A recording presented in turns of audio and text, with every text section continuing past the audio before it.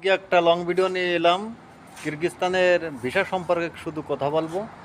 আপনারা ধৈর্য সহকারে দেখেন, আমার কথাগুলো শোনেন, অনেক উপকার হতে পারে। যেমন বর্তমান সময় যে সমস্ত 2025 সালে যারা আসতেছে তাদের ভিসা হচ্ছে, তারা গার্মেন্টস সেক্টরে আসতেছে অথবা যে কাজেই আসুক তাদের ভিসা হচ্ছে। ভিসা হওয়ার পরে তাদের পরবর্তীতে কি হতে পারে এই বিষয় নিয়ে কথা থাকবে। আর যাদের ভিসা নেই তাদের কি হচ্ছে, বর্তমান সময় অনেক পুলিশ চাপাচাপি, অনেক পুলিশই ধরতেছে। যাদের ভিসা আছে তাদেরও যদি ধরতে পারতেছে, তাহলে সর্বনিম্ন 5,500 টাকা জরিমানা করতেছে, ভিসা থাকলেও না থাকলেও। আর যাদের ভিসা নেই তাদের তো ধরতে পারলে তাদের 5,000-7,000 টাকা জরিমানা করেই দিচ্ছে, এর কোনো নিঃসন্দেহ। এখন যারা গার্মেন্টস সেক্টরে বর্তমান সময় 25 সালে আসতে চাচ্ছে তাদের কি হবে? আপনারা যারা গার্মেন্টস সেক্টরে অথবা অন্য কোনো কাজে আসতে চাচ্ছেন, আসার পরে 1 বছর পরে আপনাদের মালিক খুঁজে পাবেন না, আপনারা পরবর্তী আপনারা ভিসা লাগাতে পারবেন না। এটি 100-র মধ্যে 100%। আর যদি ভিসা লাগাতে হয় তাহলে মোটা অঙ্কের টাকা লাগবে আপনাদের।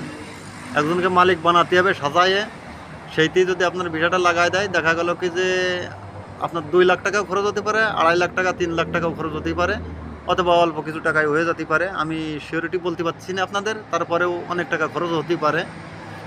এখন যারা এই দেশে আসতেছেন কনেকট্রেশনের কাজ নিয়ে, তারপরে বিভিন্ন ধরনের কাজের কথা বলতেছে, এই সমস্ত কাজগুলো আসলেও বাস্তবে এদেশে কনেকট্রেশনের কাজ হয় না।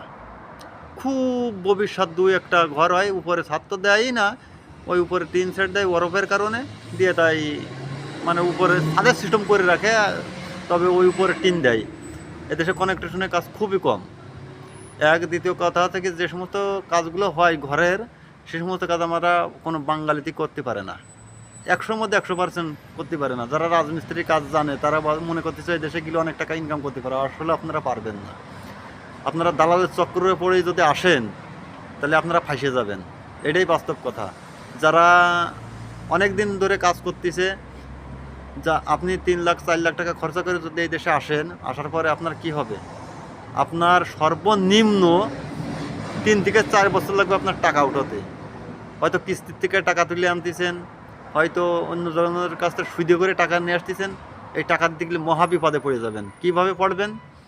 ঠিকমতো বেতন পায় না, ঠিকমতো বেতন দিতে চায় না। তার কারণে এই যে সমস্ত দালালরা কাজ দেয়, এরা বেশিরভাগ টাকা বেতনগুলো মেরে দেয়।